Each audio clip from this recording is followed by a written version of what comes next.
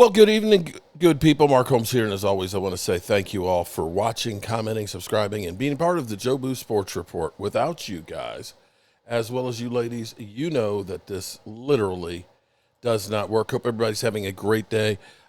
We've got the fallout from the Rams game. People are literally losing their minds right now, going crazy, saying the season is done, we're over with, fire Brian Schottenheimer, everything else, get rid of Joe Milton and things. Why did we get rid of Trey Lance? It's getting insane how quickly Cowboy fans are ready to give up the ship.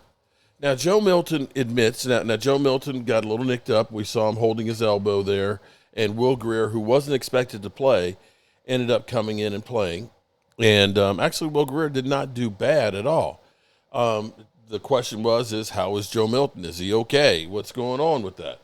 Turns out he's okay. But Joe Milton realizes that he needs to relax a bit. He understands that he was a little bit fired up going into the game.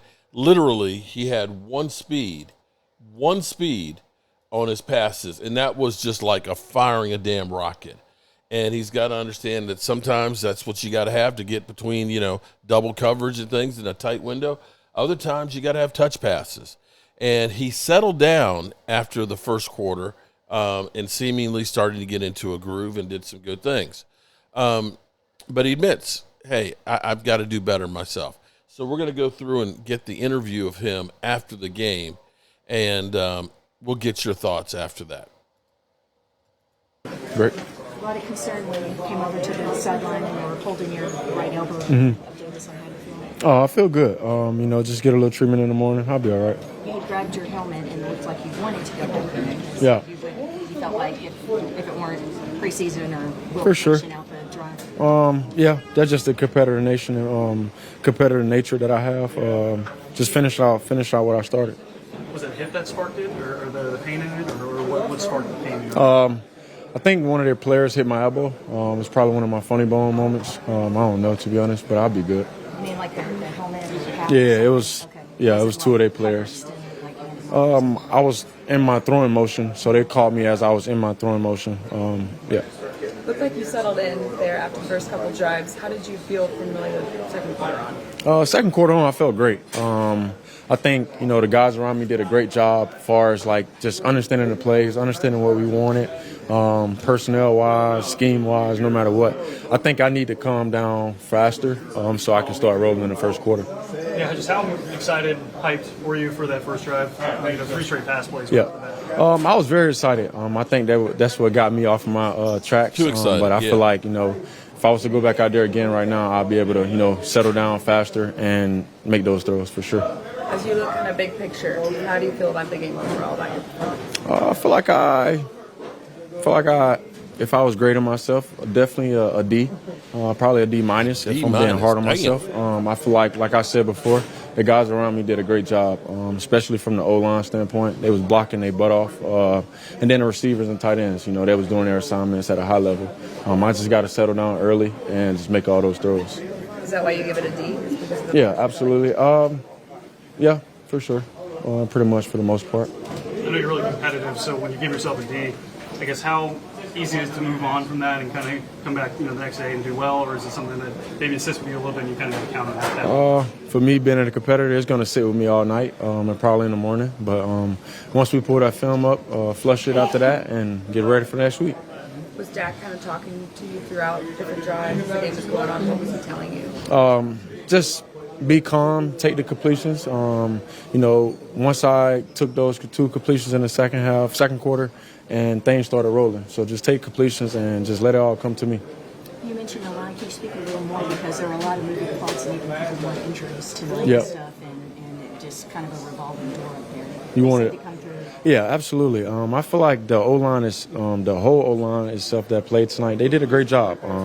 From Brock, from T.J. Bass, from Sadiq, just all of them. I've seen awesome. It just the way that they communicated, their communication level was at a high level. The way that they operated was at a high level. They understood everything that we wanted to do in this game, and they was prepared. We all were prepared, but I feel like they was the most prepared. the best takeaway? What was your best takeaway? Best takeaway? Just flushing some of the drives I had and being able to come back and just be myself. I feel like the most important part was when I came back to the sideline, the guys that kept me up, that really knows me from the off-season training that we did, the off-season bonding, just who they really know me, so they kept me up. And no matter what it was, they just really just kept cheering me on for sure. Shawnee's talked about the vanilla offense they want to have in the preseason because you want to hold some things before you go in the regular season. For a quarterback in a vanilla offense, a little bit limited, how difficult is that, or how does that change the way that you guys attack things? I wouldn't say it's difficult. I feel like it's more simplified. It allows you to execute at a high level. Obviously, I didn't start off at a high level, but, as the game progressed, things started to pick up, plays started to happen. But I feel like when you simplify the offense and the game plan, especially in the preseason game, it helped guys get open, helped guys get in the right position at a fast pace. You got here.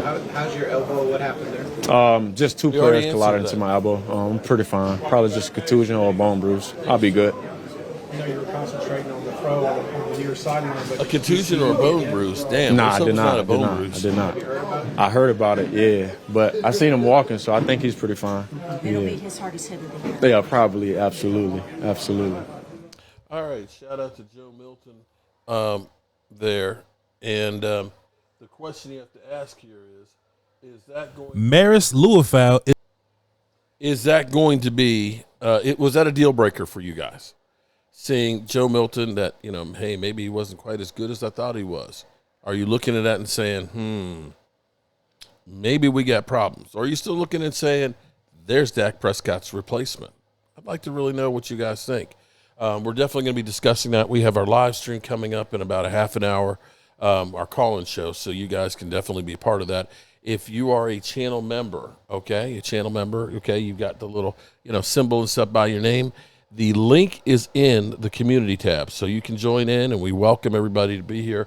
We always have great discussions, and we've been doing this for about 4 or 5 years now on Sundays. Now, once the season starts, we'll switch back to doing it on Saturdays because we are not going to do it during the game. But it's a chance to go ahead and vent a little bit, get everybody's perspective, maybe see if you can talk me off the ledge of what I'm seeing and things. I really and truly hope that the Cowboys look at trying to do a little bit more than what they're doing as far as the season goes.